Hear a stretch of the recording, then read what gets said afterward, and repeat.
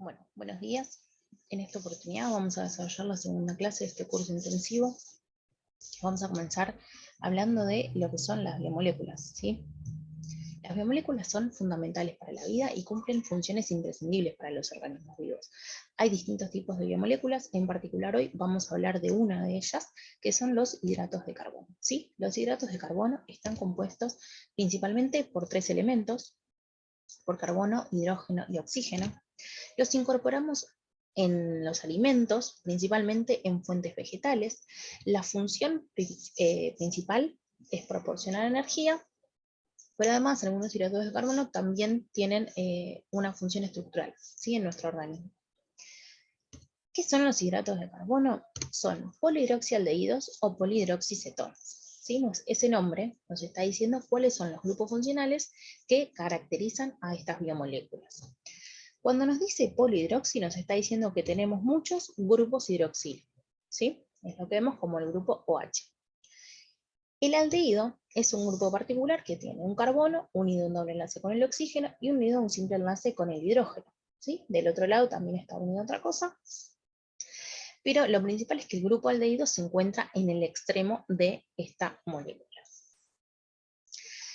Y polihidroxicetonas nos está indicando que tenemos un grupo cetona. Ese grupo cetona también tiene un carbono que está unido con un doble enlace al oxígeno, pero en este caso, a diferencia del aldehído, no está en un extremo de la molécula, sino que está en el medio, ¿sí? Entonces, para entender esto, vamos a ver un ejemplo. Vamos a ver el caso de la glucosa. La glucosa es la principal fuente de energía que tenemos nosotros en nuestro organismo. La glucosa circula libremente por la sangre, y lo que nosotros conocemos como la concentración de glucosa en sangre es lo que denominamos glucemia, así que los valores normales están entre 70 y 110 miligramos de cilindro.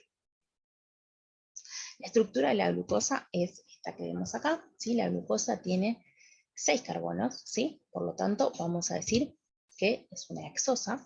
Hexosa viene por 6.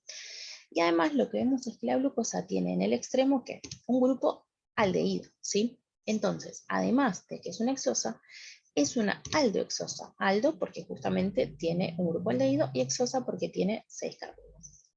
Algo muy importante que tenemos que tener en cuenta con los hidratos de carbono son los carbonos quirales. Los carbonos quirales son esos carbonos que están unidos a 4 elementos distintos. Y es muy importante conocer la ubicación de estos elementos, ¿sí? Porque, por ejemplo, si este oxidrilo que nosotros tenemos en la posición 6, por ejemplo, acá lo tenemos a la derecha, pero si lo tuviéramos para la izquierda ya no sería una glucosa, ¿sí? Entonces por eso es tan importante conocer la ubicación de los grupos que tienen cada carbono. Entonces, si nosotros miramos esta molécula, vamos a empezar con el carbono 1. Tenemos, el carbono 1 está unido por un lado al hidrógeno, por otro lado tenemos todo este grupo grande, y por otro lado tenemos un doble enlace con el oxígeno. Nosotros dijimos que el carbono quiral tenía que estar unido a 4 cosas distintas, y en este caso el carbono 1 está unido a 3 cosas distintas. Por lo tanto, este carbono 1 no es un carbono quiral. Pero vamos a ver el carbono 2. En el caso del carbono 2, tengo hacia la derecha el grupo oxidrilo, hacia la izquierda el hidrógeno, hacia abajo todo este grupo grande, y hacia arriba tengo el grupo aldehído. Entonces sí está unido a 4 cosas distintas. Por lo tanto, es un carbono quiral. Si yo miro esta molécula, encuentro que tenemos 4 carbonos quirales, ¿sí? El carbono 6 tampoco es un carbono quiral porque tengo unido un hidrógeno hacia acá, un hidrógeno hacia acá. Y si bien tengo 4 enlaces, no son 4 grupos distintos porque 2 son hidrógenos, ¿sí? Entonces, cuando yo tengo hidratos de carbono de 4 o más carbonos, lo que va a pasar es que en agua estos elementos se van a ciclar, ¿sí? Y van a tener esta estructura cíclica. Esta estructura tiene una particularidad. Vamos a ver de vuelta el carbono 1, que recién dijimos que en la forma lineal no era un carbono quiral. Pero ahora si lo miramos, este carbono tiene un enlace con el oxígeno, un enlace con el hidrógeno, un enlace con el oxidrilo y un enlace con este carbono. Está unido a 4 cosas distintas. Por lo tanto, ahora el carbono 1 sí es un carbono quiral, ¿sí? Entonces ahora tengo 5 carbonos quirales. Y como bien les dije antes, es muy importante conocer la ubicación de los grupos funcionales. Entonces, el carbono 1, yo voy a decir si este oxidrilo está hacia abajo o hacia arriba. Si ese oxidrilo está hacia abajo, yo voy a decir que tiene una configuración alfa. Pero si ese oxidrilo está hacia arriba, yo voy a decir que tiene una configuración beta. Entonces, mirando esta estructura de la glucosa, yo puedo decir que esta glucosa es una alfa glucosa. ¿Por qué? Porque el carbono 1 tiene un oxidrilo que está hacia abajo, ¿sí? Ahora vamos a continuar con otros ejemplos de hidratos de carbono. Los disacáridos. Los disacáridos son dos monosacáridos unidos por un enlace, y ese enlace en particular se llama enlace O-glucosídico. Acá, por ejemplo, tenemos dos moléculas de glucosa, ¿sí?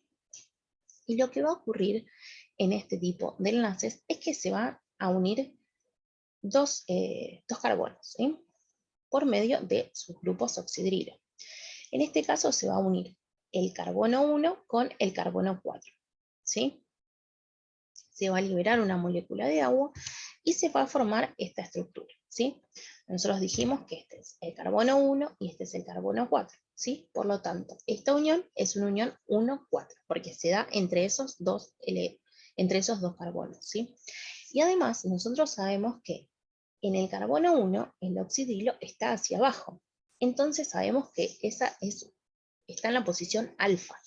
Entonces, en particular, esta unión vamos a decir que es una unión alfa 1,4. Alfa por la posición del oxidrilo del carbono 1. Y 1,4 porque se unen a través de los carbonos 1 y el carbono 4 de los respectivos monosacáridos.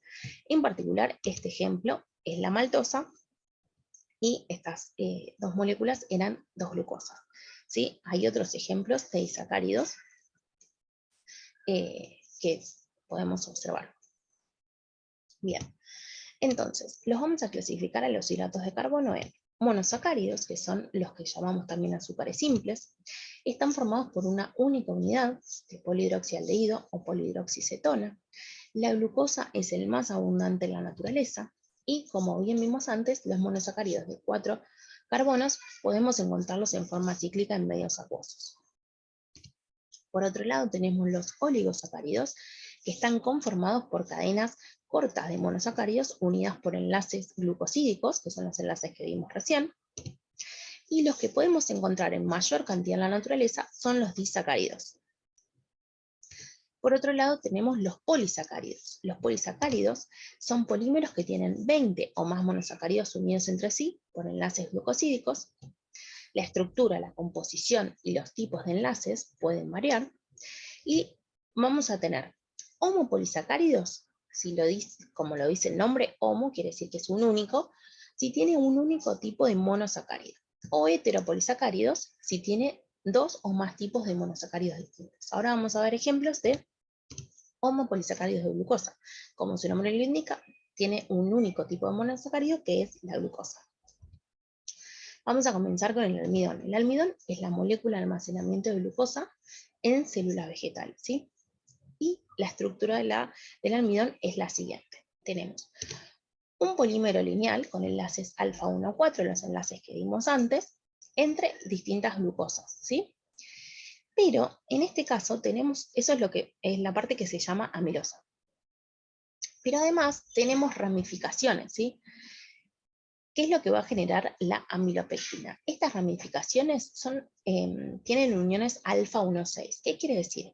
Que esta ramificación se va a dar entre el carbono 1, porque me lo indica acá la posición, que está en posición alfa, es decir, que está hacia abajo, pero no se va a unir con el 4, se va a unir con el 6, ¿sí? Por eso es que queda esta ramificación, ¿sí? En el caso de los organismos animales, la molécula de almacenamiento es el glucógeno. Se almacena principalmente en las células hepáticas, las células del hígado y en las musculares. Y también tenemos un polímero que tiene enlaces, una cadena principal con enlaces alfa 1 a 4 y tiene ramificaciones también alfa 1 a 6. Otro ejemplo que vamos a ver es la celulosa, ¿sí? La celulosa es el principal componente de la pared celular de las células vegetales, ¿sí? Esta es la estructura de la celulosa. En particular, la diferencia que tiene la celulosa es que se produce entre la unión entre beta-glucosa, que quiere decir que el oxidilo está hacia arriba, que es como podemos ver acá, ¿sí? Son beta-glucosas. Entonces, ese enlace ahora es beta 1,4, ¿sí?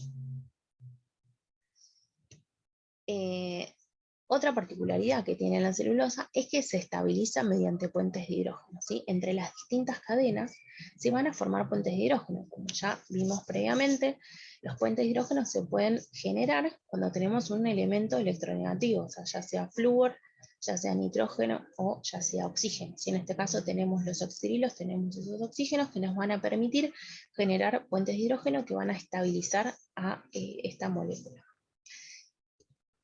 La celulosa es insoluble y se hidroliza por enzimas específicas que son las celulasas, y nosotros particularmente no tenemos estas enzimas, por lo cual no podemos digerir la celulosa.